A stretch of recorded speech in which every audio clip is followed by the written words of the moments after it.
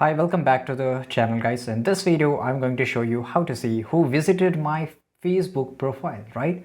So let's go into the Facebook mobile application here. Then you have to click on the three horizontal lines which is on the top right side corner. And after that, just open your profile, right? And here after opening it, just click on the three dots. So just open and here you will find the option to open the professional dashboard, right? Here you cannot see it because your profile is locked. So we will just unlock our profile. So here just let me show you. Okay, we will just go back here and we will just click on the unlock, right? So we'll unlock the profile, and after unlocking the profile, let me show you, right? If again click on the three dots, you will see that turn on professional mode. So just click on the turn on professional mode, then click on turn on, and here it will take a very few seconds just to load out, so you have to wait here patiently. Then you have to just go to the bottom here, and here you can see I will show you what you have to do.